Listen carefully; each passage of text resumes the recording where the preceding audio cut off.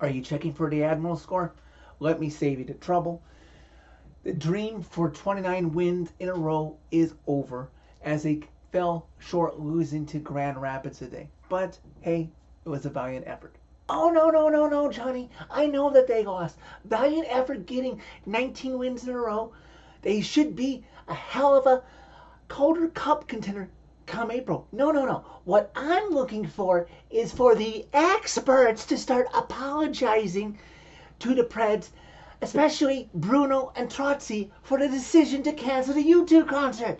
Everybody's hands go up, way up, and feel free, if you want to fly back so gracefully along with the Nashville Predators team from LAX International to BNA International to play back at home Tuesday as the Nashville Predators have defeated the Anaheim Ducks in their building, the Honda Center in Anaheim, California, Sunday night by a final score of 4-2 after being embarrassed at home to the Dallas Stars a week ago last Thursday and having U2 concert tickets taken away from them from Granddaddy General Manager Barry Trotz and Coach Bruno Andrew Burnett. The Preds have won 5 games in a row. They have swept their first 5-game road trip in franchise history. In what seems like forever, the Preds are finally on the last game of this exhausting road trip. Imagine how much this has taken out of this team, getting these 4 wins, but alas, can they get the 5th one and finally go home on a winning note and not, oh well, at least we won 4. Both the Preds and the Ducks playing on a second half of a back-to-back. The Preds having won Saturday in San Jose. The Ducks having lost in a shootout in LA. So really, neither team had to travel that far for this game. The Ducks are much lower than the Preds in the standings. But if the Preds thought that they'd be able to take the night off and cruise and get an easy 2 points in this one, the Ducks are showing early in the first period, in a period that the Ducks outshot the Preds 8-7, that this game was not going to be easy by far. Not a lot of energy, I have to say, in the Honda Center through the first half of the first period. Perhaps it's traffic. And before you say, oh, Johnny, that was the past. No, history proves that I have a point with the fact that somehow Ducks fans don't show up until the games really count and say April or May if they get that far. Anyways, Kevin Lankinen looks sharp early in relief of Saros, giving him a well-deserved night off. And the Preds' hard work would earn them the first power play of the game, but much like the rest of the game, their power play wouldn't convert, much to the chagrin of Preds Nation. But no worse for wear. Preds may not be ahead after 1, but the Ducks aren't ahead after 1. It's scoreless in a relatively close game after 20 minutes. Preds couldn't buy a goal in the first period, but in the second period, just before 1 minute in, when everyone is getting back to their seats in the Honda Center, Preds passing it along well in the Ducks zone. Phil Forsberg gets it back to the captain, number 59, Roman Jost, and he blasts one from the point all the way through. The puck has ice past Dolik, and the Preds have the opening salvo up 1-0. Ducks still giving the Preds all they can handle as we battle through the second period. Alexander Carrier's interference call on Mason McTavish gives the Ducks their first power play of the game.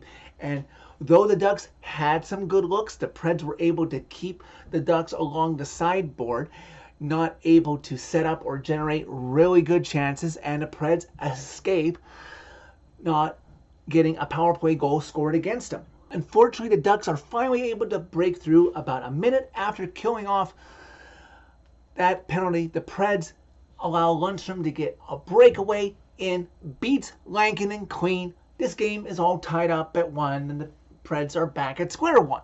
We reached the last few minutes of the second period. Lankinen is keeping the Preds in this game, making 11 saves in that second period.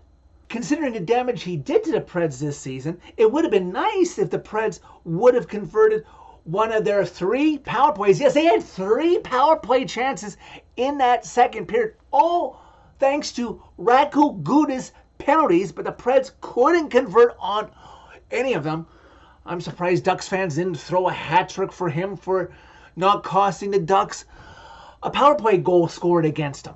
Alas, somehow, this game between these two teams, I don't know if this has ever happened in a regular season game, these two teams are tied at 1 after 2 periods. Preds would start the third period off on a wrong foot with a delayed penalty, and it turns out Keith Sherwood got called for a tripping. Are you kidding me? The stick wasn't even anywhere near Carrick's feet. It was in his midsection, but somehow the refs called it. Fortunately, though, even though the Ducks came close, bad penalty, but the penalty killers came through in a big way, and this game remained tied because closely after killing off this penalty, just like after the Ducks killed off the penalty in the second period, off of a face-off win to Doigstoy's right, Philip Forsberg takes the puck, creates space for himself, gets the right angle, and lasers it to the top of the net past Doigstoy. He has no chance. Preds reclaim the lead. Forsberg's 28th goal of the season gives the Preds back the lead. Now they're up 2-1. Just over 6 minutes into the third period, Preds escape danger. In this moment, oh my God, I almost fainted. I thought for sure the Preds were going to get burned and the Ducks were going to tie it, as they had a 3-on-1 and somehow they couldn't get the puck to settle down for them. And Lankinen is able to make a save on whatever they mustered at him.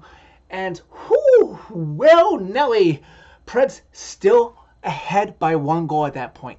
5 minutes after taking the lead, the Preds are on the attack again in the Duck zone. And it's another member of the Preds supporting cast. Dante Fabro gets a shot in from the point, and there in front, lo and behold, is big, sexy Michael McCarron, who gets his own rebound, pass and tucks it in past Doigstoy, and the Preds in the Honda Center have a little bit of a cushion now. They're up 3-1.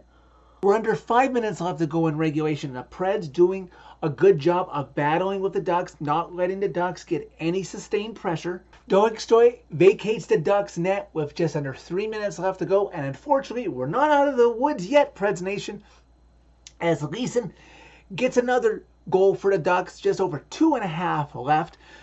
Preds lead is cut to 3-2. Just over 2 minutes left to go in regulation. Ducks pull Doigstoy again. Play is deep in the Preds zone, but the Preds will not be denied. The man who has done so twice before on this road trip, Gus Nyquist, eyes that empty net, gets control of the puck, and it's like target practice, shoots it clearly 200 feet down to the other side of the ice into the yawning cage. Preds retake a 2-goal lead, up 4-2. Again, not out of the woods just yet, as just over a minute left to go in regulation. Roman Josi, desperate to get the puck out. It goes clear, and you know, just like in football, when everybody points at a first down, when they know it is, when the attacking team knows it goes clear out, they all point. It's like, delay of game, and yep, it is. The refs call it. Preds have to go on the penalty kill one more time. Fortunately, they can go to their heart's content. Oh, but boy, did it get nerve-wracking here. And this is the Preds net on this side, so you can clearly see everything if you didn't see them play in the moment. Yes, Lankinen is down. He makes a great skate save, but the puck is still on the line. It's inching. The Ducks are trying to reach it, but you know who saves the day? Yes, Lankinen made 29 saves. Thank you, Kevin. But you know who made the save of the game? It was Ryan McDonough, who kicked the puck off of the goal line out of immediate danger. No, you can't kick the puck into the net, or else that's a waved off goal. But you know what you can do? You can kick the puck off of the goal line, no matter if you're a defenseman, a forward, or a goalie, and the final seconds tick off in this one. Thank you, Ryan. Maybe you won the belt in this one for saving the day right there. Preds Big win, 5-game road trip, swept, and the Preds win 5 in a row, beating the Ducks. Finally, you can say it and breathe a sigh of relief. 4-2. What a week. Oh my goodness me. Oh, and hey, something I haven't said yet. Welcome back to Jump Cuts, to Preds fan reaction videos. I can finally breathe and actually process my thoughts after a game when I don't have a deadline to get these out. Big week for the Preds. Amazing that they were able to win 5 games in a row after their embarrassing loss to Dallas. And hey, much to the chagrin of some experts out there who disagreed with the decision, I hope you give Trotz and Bruno their due now. I also hope you give some praise to this team, considering that the first 3 games of this road trip were against playoff contending teams in St. Louis, Vegas, and Los Angeles. And props to them for not falling into the trap of laying an egg, losing to San Jose or Anaheim. All 5 of these games were in regulation, so that somehow if this team can, I'm not comfortable to say that yet because I gave up on them. And hey, if they prove me wrong, I'll give them their credit for it. But that 5-game win streak that they're on, being all in regulation, that's going to help potentially in tiebreakers here soon. And the other thing, amazingly, not to say that I don't want these guys to come back and score. Yes, Forsberg scored in San Jose. And tonight, Ryan O'Reilly, I'd appreciate a little help from you. Secondary scoring carried this team on this 5-game road trip. Props to them. They listened to Bruno and Trotz.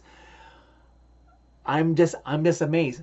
Hey, and I didn't give him his praise earlier. Michael McCarron, career high in 8 goals in a season now. Way to come back from being in the NHL, NHLPA player assistants.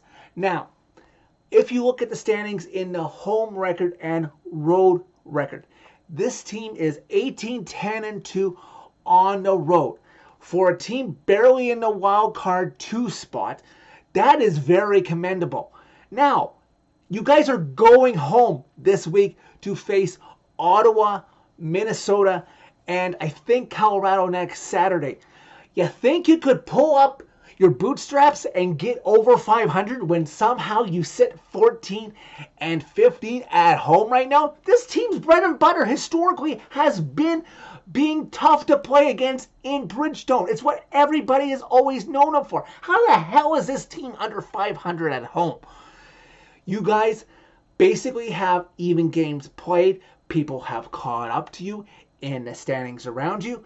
23 games left to go.